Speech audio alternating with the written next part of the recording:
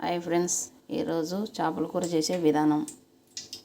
మామిడికాయ ముక్కలు, కరివేపాకు, పచ్చిమిర్చి, ఎర్రగడ్డలు, చింతపండు, నల్ల చింతపండు, ఇది ఉప్పు, కారం, పసుపు వేసి చెక్ చేసుకొని పెట్టుకున్నాను. ఇది వచ్చేసి ఎర్రగడ్డ, తెల్లవాయి మిక్సీకి బరకగా కొట్టుకొని పెట్టుకున్నాను. దీన్ని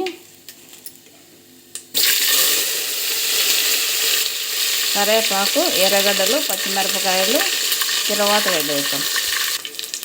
ఈ చింతపండు తిరవాతలో వేసి కొంచెం మరగనిచ్చినాక చేప ముక్కలు వేసుకున్నాం.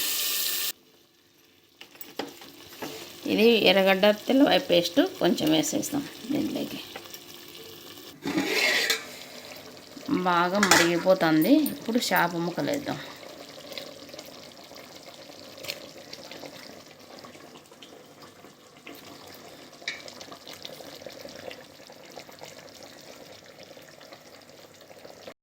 ఇప్పుడు చేప ముక్కలలో మామిడికాయ ముక్కలు వేసేద్దాం.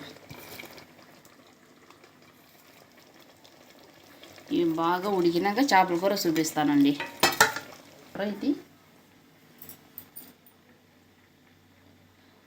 ఇట్లా బరువు పెట్టుకుంటే బాగుంటుంది. ఇప్పుడు చేపల కూర రెడీ అవుతున్నది, చూద్దాం.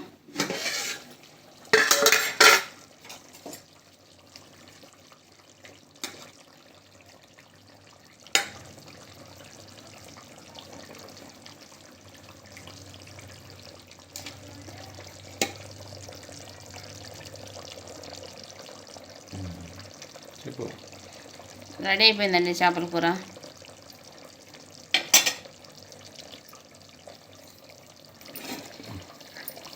ఇది మామిడికాయ ముక్క బాగా మెత్తగా ఉడికింది అంటే పుల్లదనం బాగా పట్టుకొని ఉంటుంది చేపలకి.